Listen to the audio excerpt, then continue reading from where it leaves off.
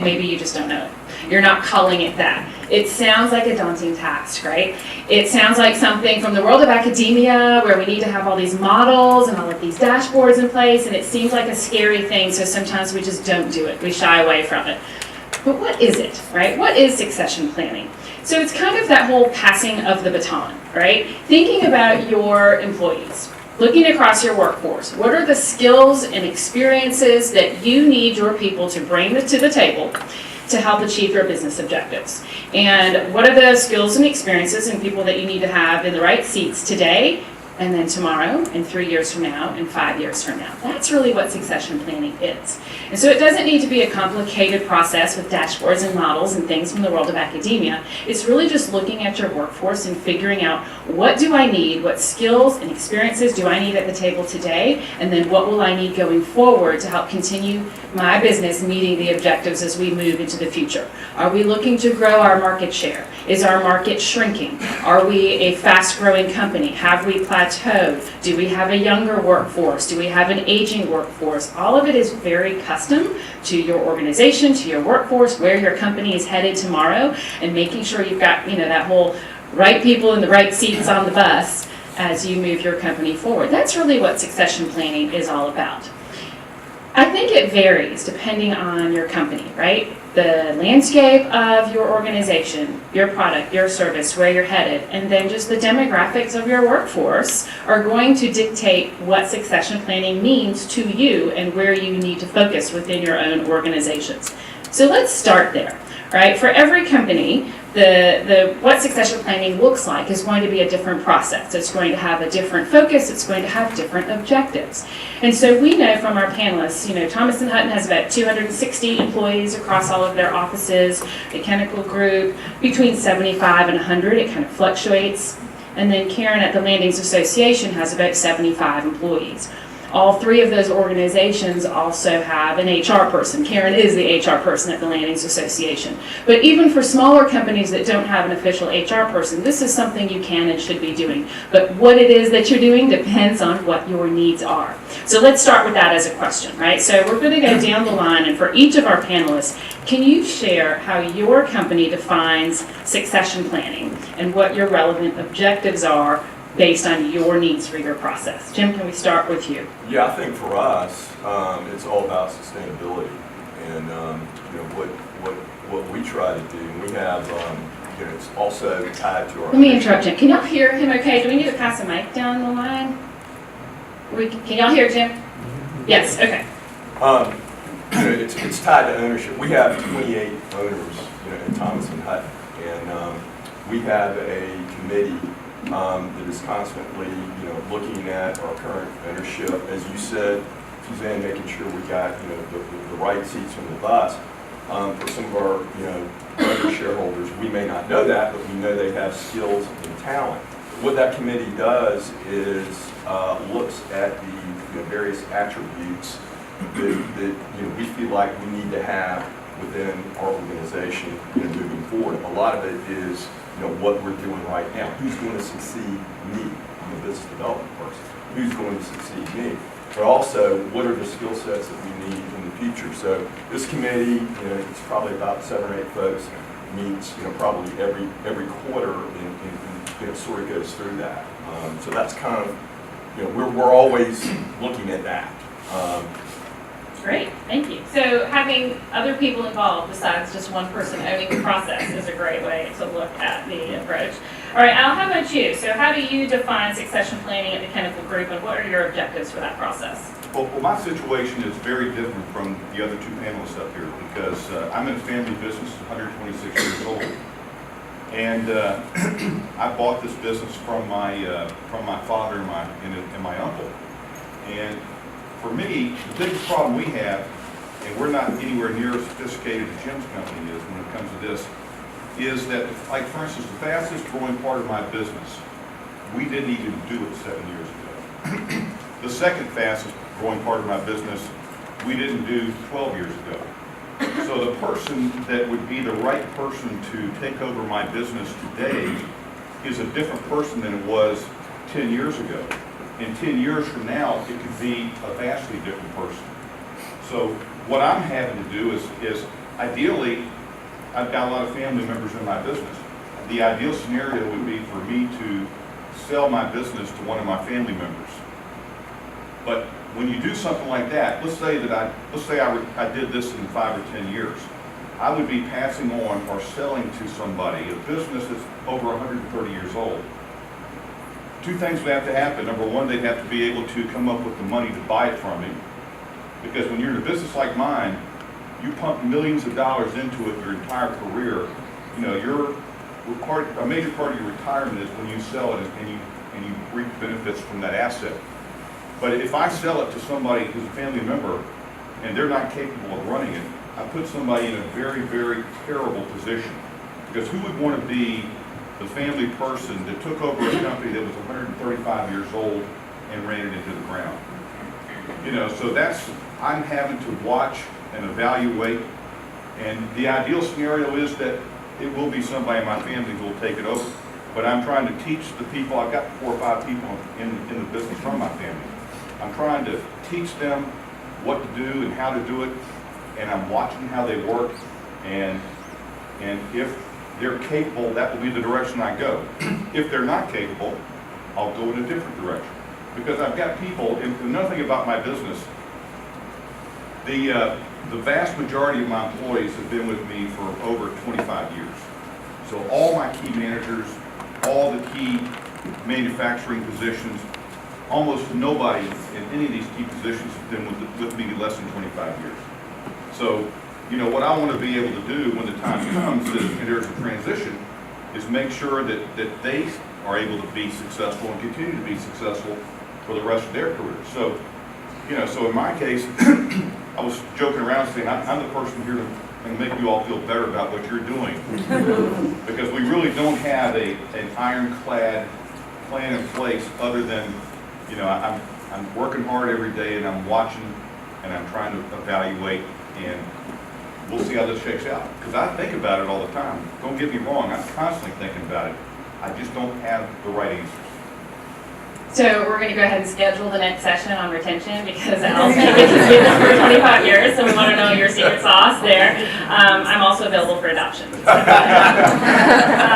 Okay, so coming down the line then to Karen, tell us how at the Landings Association you define succession planning and your objectives for the process. So at first, the Landings Association is a property association for landings. Just want to clarify that difference between the club and us. The club has 350 employees and golf courses and all that. We have 5 departments, so we're public works. We're taking care of the common area, the security, the 2 marinas that are there, and then of course accounting and communications. So really for us, succession planning is ensuring that the levels of service that our residents expect from us stay the same when a key employee leaves. And we don't want those levels of services to come to a halt just because of key employees. So that's really important to us to have those, that customer service level that they expect from us. Another part of it, though, that's very important to us is the values of our association, in our organization, the character, the behavior traits that we expect from our employees, customer service, and open communication, openness to change, those kind of core values that we have stay the same when you have changes. And we've got a labor pool, we've got general labor in our public works department, we've got dock hands. So of course, there's some turnover in that. Those aren't necessarily always like long-term careers for people. So it's important for us to measure those attributes and make sure that those stay the same too. So for instance, right now we're in the process of completely revamping our performance evaluations for our department directors, so they align with the performance measurements that the board does for the general manager. So they have a very long list of behavior characteristics that they expect from the general manager, of course. So in our performance evaluations for our department directors didn't measure those traits at all. So we're completely really looking at that. So we took that performance evaluation and said, okay, how can we modify that to, instead of for the whole organization, what the GM does, to their department and the expectations of the department. And so that way when our GM does retire, of course it's going to be up to the board of directors to choose a new GM, but then we have the internal candidates that they may be looking at. We've got the performance evaluations of kind of where they are, their strengths and weaknesses for that. So it really comes down to making sure that we're keeping maintaining the same service levels and maintaining the values that we care about. Thank you. Okay, so what we've heard so far is that it's not a one-person job, right? Succession planning in your organization ideally is involving a lot of folks throughout the organization. That it's an evolving process, right? You don't just do it once today and then you're good forever. It's also something to incorporate customer service and values of your organization. And then what Karen talked about, aligning it with your performance evaluation process, something like succession planning is ideally fitting in your bigger picture of performance management and human resources in your organization. So Karen, sticking with you, you talked about, a little bit about your process and what you've worked on at the Landings Association. I think sometimes the hardest part for folks is getting started. So if you don't have any kind of formal succession planning process in place, just getting that momentum going in the first step can be the trickiest part. So can you tell us how you got moving and what steps you took to begin the process? Sure. I'll tell you about the giant failure that I had when I first started, actually. So, I started by diving headfirst into doing one of these goofy things that I love, which was creating a giant Excel spreadsheet with all of this information with strengths and weaknesses of soft skills, of technical skills, anything you can imagine was on the spreadsheet. And I was so excited about it. It took me all this time. And it actually incorporated the performance evaluation. So when the supervisor filled out that evaluation, it automatically populated in the summary sheet. I thought it was so cool. So I took this tool, this spreadsheet, to our weekly executive leadership team meeting, and I showed them this and had it up on the screen and said, okay, this is what we're going to do, and you fill this out, and you do this, and they kind of all looked at me glassy-eyed, probably secretly cursing me that I was creating more work for them, to be honest with you. But I did have one director who, and I had created or given them paper copies of it also, and I had one director who could tell he was really psyched about this. And part of it was this 9-block grid system, which some of you might be familiar with. So the 9-block grid system measures potential versus performance. So it's a matrix.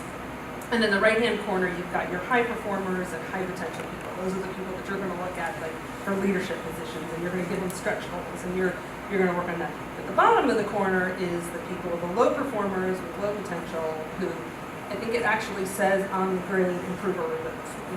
This is right on there. So he's got this paper in front of him, and he's excitedly filling it out with names. He's ready to go. He's like, I've got this, and he's filling it out with names. So we talked a little bit more about it. We didn't really have a plan. I just wanted to show him that, and I said, we'll talk about it more later. So that was a Wednesday.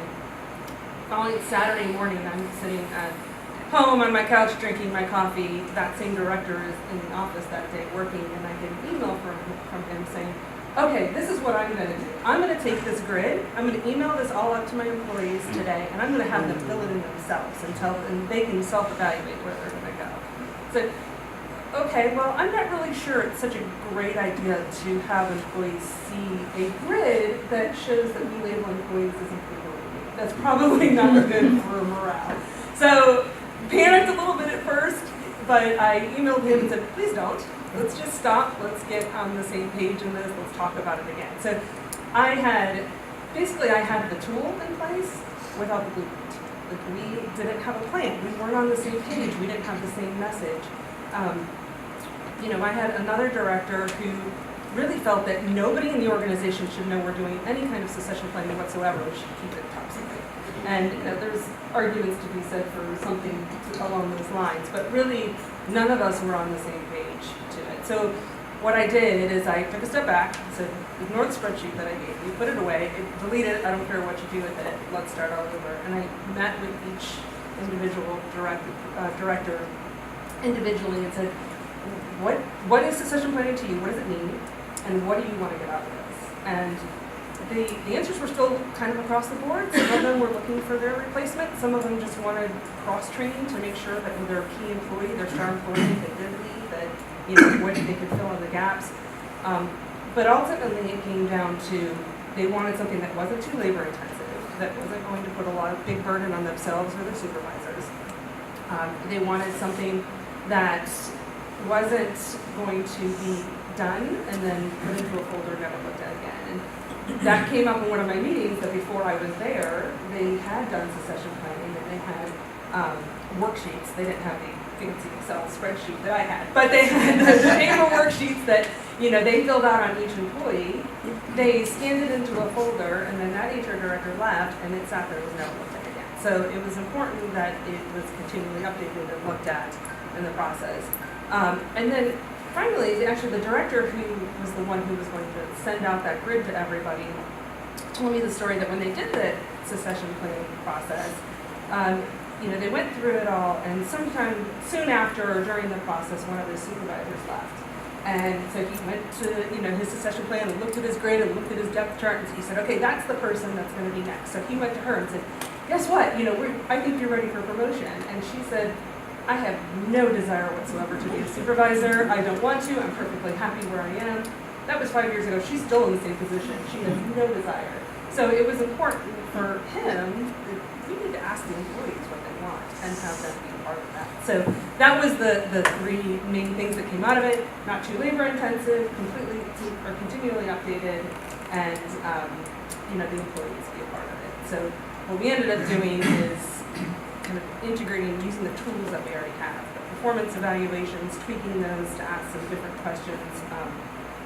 We already have 6 months check-ins, and we already had like bonus parameters, and having the goals for their bonus parameters align with the succession planning worksheets that they do in the evaluation time, and just have it be kind of a long-term, ongoing process.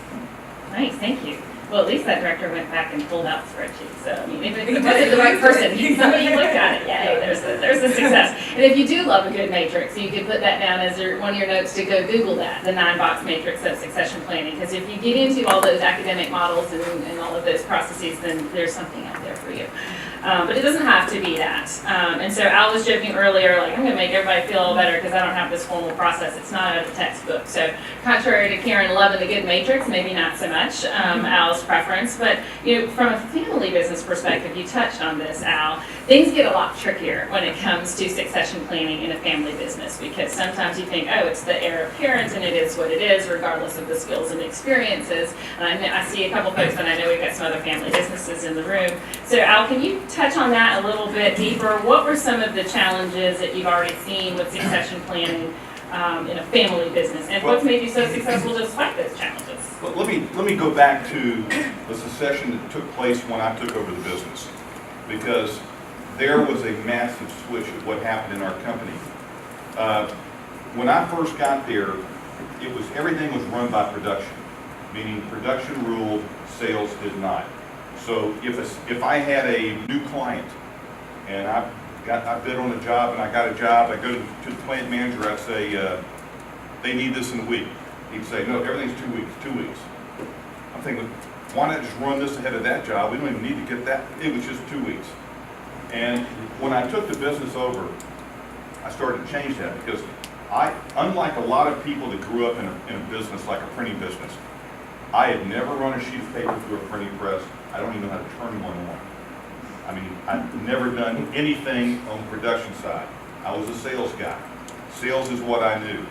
So I had to change the entire business from being a production-driven company to a sales-driven company. And I remember at one point, I wanted to get a job run ahead of something else, and I told the press guy, run this one, don't run that one. And the plant manager pulled me aside after that, and he goes, you know, these guys come in every morning, they kind of line up the jobs in the order they want to run them, and when you change that order, they don't like that. I said, well, he's getting paid the same no matter what he does. But what the people that work for me didn't understand is that manufacturing can be marketing. If you can adjust schedules and do whatever has to be done and make sure you take care of the right people, they'll give you more work. So over a period of about a year, I replaced every single manager. 2 or 3 of them quit, I fired a couple of them. And then I brought the right guys in, and I said, this is how we're going to operate. And I remember the most difficult transition I had a guy that was really good, very technical, running one of my departments.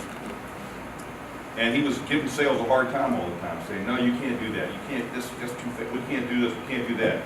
And I just had to pull him aside and I said, look, I don't know if you are really understanding what we do now and how we do it, but sales runs everything.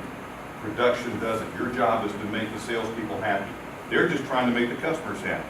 So if you don't make them happy, they're not happy because their customers aren't happy. And I was able to transition him into doing it the right way. But that was a period of about 2 or 3 years where my company completely changed from what it had been. And then when I put all these people in place, they've been in these same jobs now for 25, 30 years. And everybody knows exactly what the corporate culture is. And I don't have to tell anybody. I mean, everybody knows ahead of time. So going forward, the person that would come in after me, the culture is already set. And, would not be a terrible transition. In fact, let me say this, I can leave my business right now. If I left and went on a 6-month sabbatical, it would run fine. I'm not needed to be there on a daily basis at all. So theoretically, whoever took over could conceivably do okay as long as they didn't screw something up or jump in and get away. But the problem is my industry has been changing dramatically. As I said, the things that our fastest growing thing we do right now, we didn't even do 7 years ago. So the person that takes over for me has to be able to look down the road and see what's coming and be prepared to make the right moves. Because if you can't do that, if you're not a vision guy, you're going to fail. Now you could be a maintenance guy, a guy that can come in and keep things going, but it will eventually crumble down, and because it's just the nature of our business. So I've got to look for the guy that is visionary, and one of the things I look for is who is reading and studying. Who comes to me and says, hey, have you thought about this? Have you thought about that? Maybe we should get into this, maybe we should get into that. The person that comes to me with that kind of talk is the person that I think might be the right person. But if nobody's coming to me, I'm thinking, okay, what are you doing in your spare time? I spend at least 2 hours, or I spend at least an hour and 20 minutes every single day from 7 until about 8:30 studying, reading, trying to learn every single day. And if the people that are working for me, if the next person doesn't have that type of an attitude, they're going to fail. Simple. So did that terrify you a little bit when you heard that Alex got rid of his whole management team? Right? I know some people, right? But how often do we have people in a position that are not the right people to be in that position? Or the needs have evolved, the needs of the business have changed, and we keep the same person in the same job that's not effective. They don't have the skills and experience. So sometimes you have to make those hard decisions in order to build a succession plan that works for your company and where your company is going, right? All right, Jim, let's shift gears a little bit. So if you know anything about Thomas & Hutton, they're not just a bunch of super smart, geeky engineers from Georgia. No, we're that.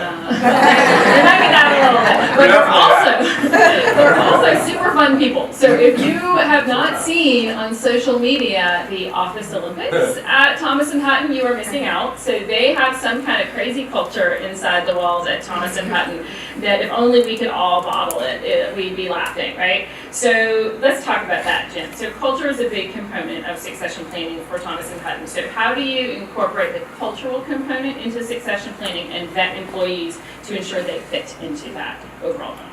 Yes, I think, you're talking about the Office Olympics. Fortunately, nobody was injured in this. I think it's starting to get a little out of hand, but it's been really good because our younger employees want to give back. This is a way for them to give back. Plus, it's fun. And so we're trying to do more events like that. But for our younger employees, having an opportunity to serve the community, nonprofits, community organizations, is a great way for them to develop leadership skills. For many of our younger employees, it's the first time they've served on a board. And we made a conscious decision for some of us that have been on nonprofit boards for a while. Okay, let's get some of our younger employees involved. So that's one aspect of it. But our culture, as it relates to ownership, I think is something that's, sort of develops from that. But, the committee that I mentioned, when they, and we do spreadsheets too, because we're engineers. But there's certainly subjective aspects to it, and we identify what are leadership traits that we're looking for, and for us, we're a broad discipline civil engineering company, so we do everything from water resources to transportation to GIS, and we have subject matter experts, thought leaders, within those sub-disciplines that don't necessarily go out and serve clients, they serve internal clients. And we value that. And so, many of them are our owners today. Now, there's others that develop client relationship skills on the sales and business development side. And we value that as well. There's conservative internal management committees. So what we try to do is identify, these qualities, these attributes, but go out and identify with our younger people, okay, we think you may have these skill sets. It's very important to let them know that you're considering them for leadership or ownership within our organization. We're all, having trouble with employee retention, keeping people there. Except for Al. Yeah, well, you just run them off, right? I mean, you call it golden handcuffs or whatever you want, but it's important to let these young people know that, hey, we see potential in you. This is, and it certainly ties, and I know you got a question about millennials later, but they want that feedback. You got to give it to them. So that's kind of the way we do it. Absolutely. Well, and I mean, you now brought that process up of involving the employee in the process, because sometimes we just assume, and we've got this whole grand plan behind the scenes of this person is going to be the next one in the succession plan, and they don't want any part of it, right? So at some point, we've got to bring the people into the conversation. You also talked about the subjective component of succession planning, and a lot of us get really uncomfortable with the subjectivity component. Like, we want that formula, we want a matrix, we want, plug in the numbers in the spreadsheet and the score pops out. Well, it's not necessarily that clean, right? So what are the values in your organization? What are the principles of behavior that you expect of all employee? And you can't just decide what those are when you're going through the succession planning process, right? In a perfect world, you'd have all on board your employee handbook and your policies and the evaluation process, and all of those things are aligned with the expectations that you have of each of your employees. And the succession planning process is not the first time we're bringing in those values and those guiding principles regarding behavioral expectations into the process, right? Okay, so let's shift gears a little bit. I know we've got a lot of HR people in the house, so Karen and I are totally biased on this question, but how can, and this one's coming to you, Karen, how can an organization really collaborate with HR to make this succession planning process successful and ensure it's aligned with the goals? Because we discussed earlier that it doesn't, nobody owns the process. One individual can't own the succession planning process successfully, but a lot of times if you have an HR person internally, we just sort of say, HR, go figure that whole succession plan thing out and come back to me with a plan. But how can you tap into HR? How can an organization use those resources to help with the succession planning process? Well, kind of those lines, I think first it's really important to say that, right, HR can't do this by themselves. This can't be, HR department says we're going to do a succession plan and go out and do it. It has to be supported by the owner, the GM, the department heads. And if it's not going to work. It has to come from the top down. That's really important. For me, it's important to realize, especially as I was going through this process, that our supervisors, who are the ones who are really carrying the heavy lifting in this as far as analyzing, evaluating employees, looking at strengths and weaknesses, trying to find the development opportunities and understanding of the training. They have big jobs already of just keeping their division and the department operating. So it's important for HR to just support that and be understanding of that. And I get frustrated every time something doesn't get done and turned in right and turned in on time and everything, but I think being supported is important too. But for my part, overall, is to look. I think it's important for me to take an overall look at specifically like some of the weaknesses that come across and look for trends. So for instance, this year I noticed that a lot of managers were struggling, they were putting down performance evaluations that the employees were struggling with, like basic communication, and basic writing, and trying to get an employee to fill out a report that didn't include employees analyzing, not to micromanage each person and say, what are you doing for this person, but overall, are you still thinking about that? And are you, constantly looking at ways to do it, and not just do training with the supervisors?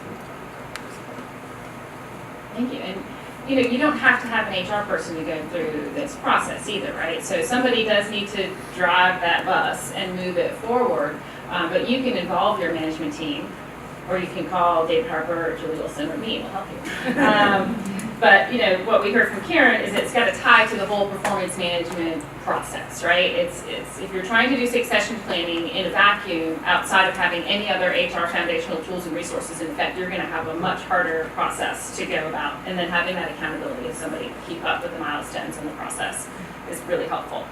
Okay, coming back to Al. So I want to dive a little bit deeper into what you talked about so many organizations are shifting over time, right? And you described that whole shift from production to sales, and you have really moved from global into a global marketing enterprise from this small local printing company.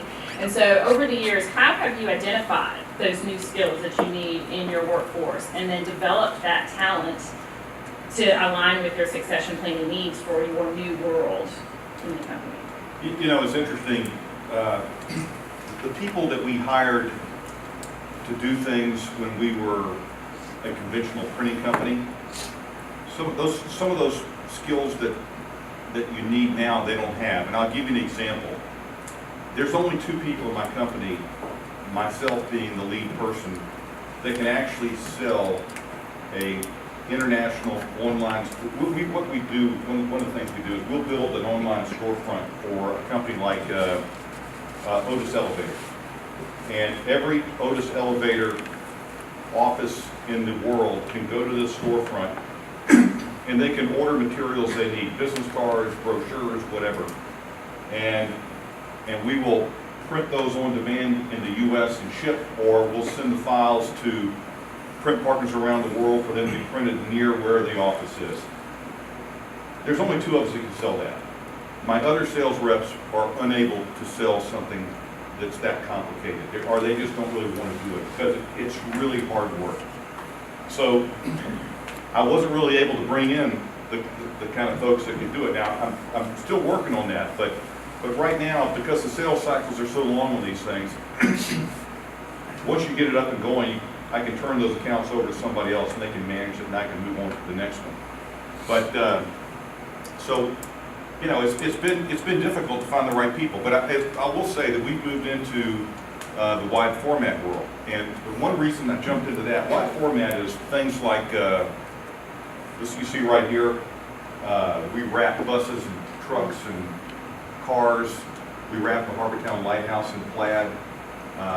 We do that kind of stuff. Well, that really is just ink going on a substrate, which is the basics of what printing has been. So when I moved into that market, all the people I had could understand that. So it made the old-time guys that were used to selling printing, it now gave them something that they could sell that was not that complicated and that everybody understood, and that made them much more viable, and then that's now the fastest growing part of our business.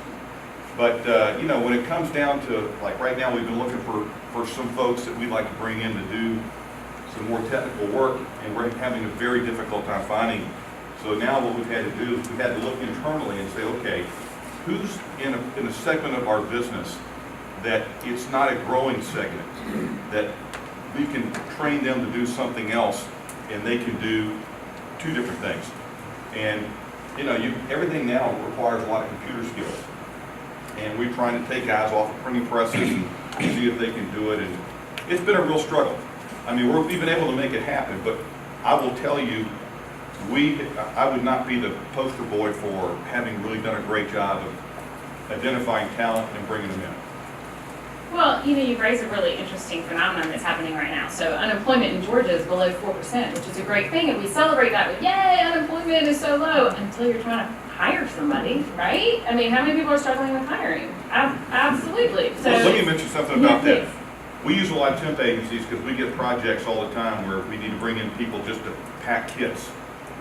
We'll say we need 4 temps. Now, we'll say we need 6 temps.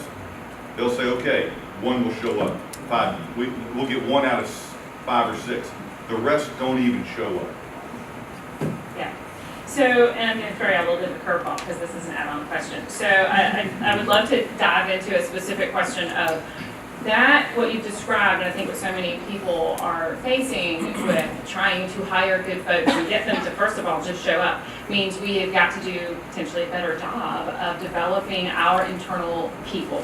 And so can we talk about what types of measures you have taken to invest in and professionally develop your people so that they can meet the skills and experiences required? Jim, can we start with you and just go down the line? Yeah, so, one of the things I mentioned, there's various ways you can be a leader within an organization. Well, we set up Thomas and Hut University probably 15 years ago. And, when I started, there was 40 people. And, if you had a problem that you didn't know how to solve, and I had a lot of them, I was 25 years old, you just have to figure out, okay, who solved that problem before in the organization? You have to go talk to people. Well, as we got bigger, there was a need for us to, better technically develop our folks. So we created curriculum. Again, we set it up 15 years ago, and now I think we have one. We call it Third Thursday. So we have at least once a month. We'll have an hour and a half session where we'll have our thought leaders, subject matter experts. I've done some on sales. Will they share their experiences with others within the organization? And the feedback that we've gotten on that has been very positive. Oftentimes you train these people and they leave. That's just the way things are. Younger employees are more transient today, certainly than they were when I started. So that's kind of what we're doing. All right, so you've got ongoing professional development formally in place. Okay, how about you, Al? How have you developed your internal team? Well, over the years, I've brought in a lot of consultants. Our industry has different classes that we can send people to. Like, for instance, I'm going to Chicago on Saturday we have a big print show, and it lasts for 4 days, and I'll have some people there, and they can go to different things.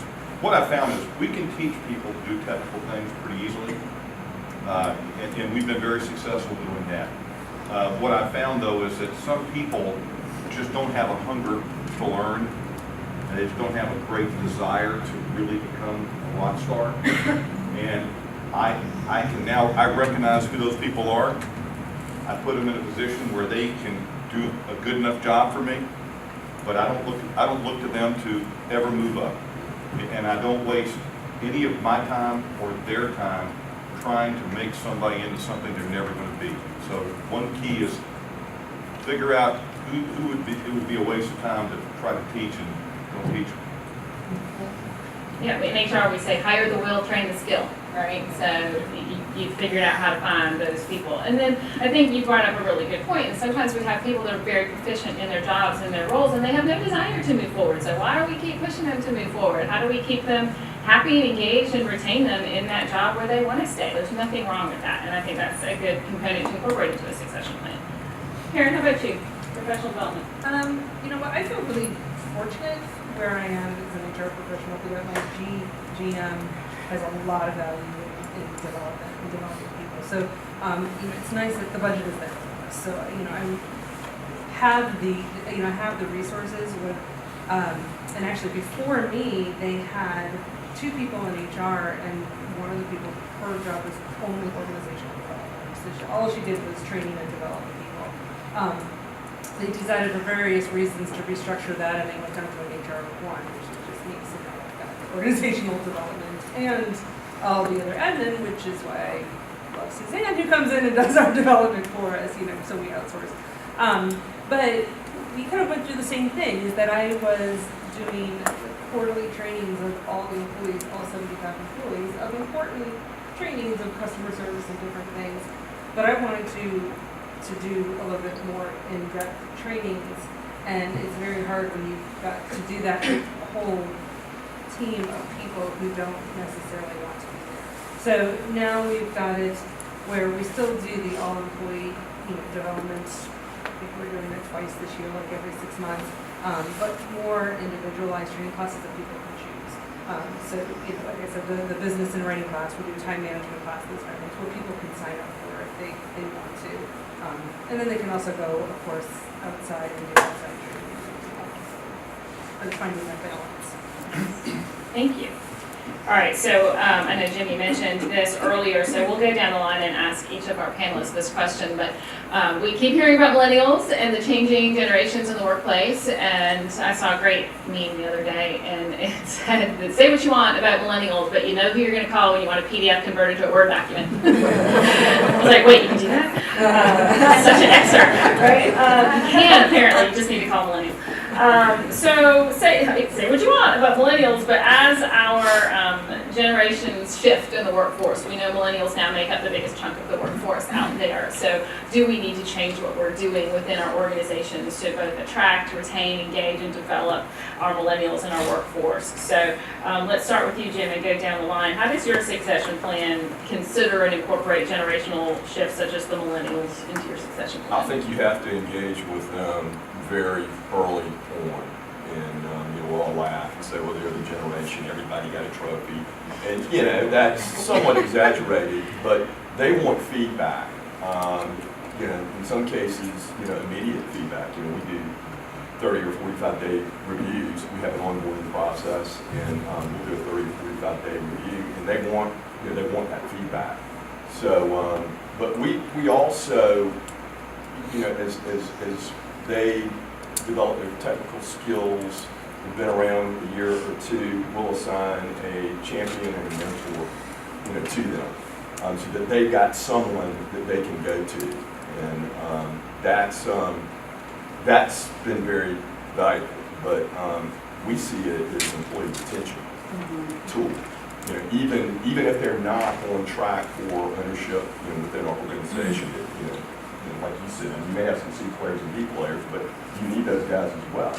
So you've got to give them the feedback early on in the process. That's a really good point, because a lot of people, you do your annual performance evaluations, right? Some people do a 90-day for new hires, but it's rare that you see companies doing a 30 to 45-day, and I think that's a great suggestion, especially for millennials, because when you read about this population, that's what they want. They do. They prefer getting feedback regularly and early in the process, so that's a great best practice. How about you, Al, engaging millennials? Once again, most of my key players have been with me for so long that I'm not really bringing in millennials in any important positions at this point. So, and we certainly don't have anything as sophisticated as these smart engineers have. But I will say this, that I've got a couple of millennials that are on the sales side with me, and they're the ones I work with more than others. And I'm just trying to, they're just little basic things that you have to be able to teach them. Now, I give them feedback and things like that, but for instance, most millennials don't read the local newspaper. They look at the internet and stuff like that. So I said, look, there's only one reason to read the local newspaper, to find out what's going on in the business community in this town. And so I make them read the paper online, or go get a paper, or I'll bring the paper in, and there'll be something, I'll put a big circle on it and put it on somebody's desk. But I've tried to say, look, I know you're all about looking at everything on the internet and stuff, but let's go back to some basic fundamentals that you need to understand, and I do that with them. But other than that, we don't have anything in place for millennials. It's a challenge, right? But at least giving them some, like the newspaper actually used to come on paper. I still read it on paper anymore. It's a learning process in and of itself, Al. Karen, how about you, engaging millennials? We're kind of in the same boat. We do have some millennials, but especially with our administration, we have a great retention of people who've been there like 20 years. But, we don't have any kind of formal, this is how we're going to deal with, the millennial type, employee yet. I think it's something coming down the pipeline. We talk about it all the time in our executive. Okay, at some point, we're going to have to, our workforce is going to change. It just hasn't.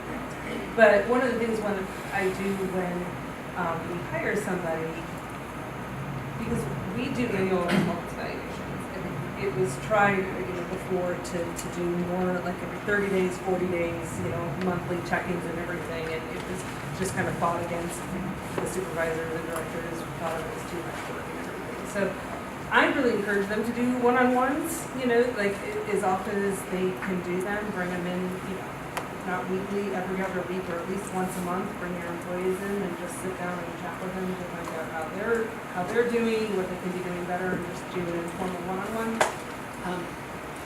But with that, when I am onboarding employees, especially millennials, I tell them that to kind of put it back in the report a little bit and say, you need to contact and tell your supervisor how much feedback you need. If you feel like you're not getting enough feedback, talk to them. Just walk in and tell them that you need a little bit more and sort of put it back on them a little bit to take that initiative and ownership of that also.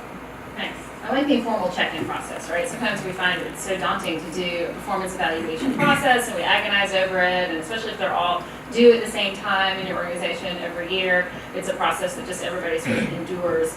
But having that informal check-in process, it's about the conversation than it is about like filling out the form and are you a 4 or a 5 or a smiley face or whatever your rating scale is, right? It's about that conversation. So doing that informally is something that's important to millennials, I think.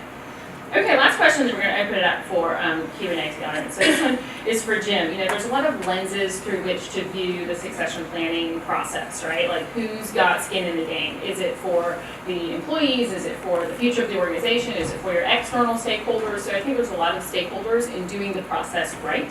So how at Thomas & Hutton have you kept all of your stakeholders in mind and all of those different lenses through which to see succession planning as you approach the process?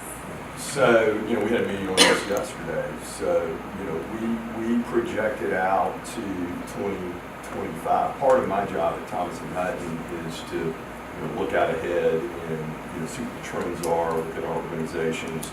We went through an awful downturn, 07 through 2013. So we made a conscious effort, to be more diverse. So when we look out to 2025, we're like, okay, we're in 9 offices now. We're in different markets. So, we say, okay, we want to, make sure we maintain that diversity because we need that to be financially sustainable. But we also look at, our shareholders as they progress the organization. They're going to have to buy me out in 10 years. And you want to make sure that you got these people on the bus that can do it, will have the internal and external skill sets, but you also want to make sure financially you can get it done.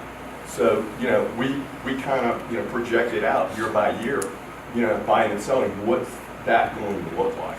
And we'll have a retreat with our shareholders in a month and kind of go through that with them. But I got the first one to yesterday. So that's just something we just recently started. So are all of your employees shareholders, or they have to reach a certain threshold? No. We're it's roughly 10%. Okay. We're actually about 280 employees. We have 28 owners, and we restructured our ownership, probably 6 years ago. To be more financially sustainable. And it was a hard process because the economy was not necessarily cooperating. It's great now, but we try to look out ahead and say, okay, maybe there's a downturn in 2020, 2021. What does that look like? Because we have these buy-sell transactions that have to take place. So just and we won't nail it. But at least we're having conversations, and we can see what might be coming on the horizon and how that affects our succession and ownership transition. That's a great point, that it's not just about considering what's happening within your organization and growing your markets and opening up offices, but it's also projecting what's happening with the economy and what the implications are for your business and therefore for your people and the succession planning for your people in that landscape. So yeah, it's complicated stuff, right? Okay, so we talked about a lot of things. We talked about defining succession plan, what it is for your business, for your company, and how it can be unique. Your objectives might be unique and different from the company and the organization next to you. We've talked about how to get started. We've talked about incorporating culture into the succession planning process, how it needs to be a collaborative process within your organization. And you can really tap into some HR resources to help. And that's assuming that you've got HR resources in place, but you've got some type of HR foundation and tools. That it's an organic process, right? As Al described, especially with the change of his company and really shifting their businesses, that succession planning is not a one and done. It's an organic process that's kind of living and breathing, something that you need to be revisiting regularly based on how your landscape is changing. We've talked about the millennials and just the changing generations in the workforce and how we accommodate that into our succession plan, and then the consideration of developing our own people and considering all of the different stakeholders and the lenses through which we view succession planning. So wow, we've covered a lot of ground.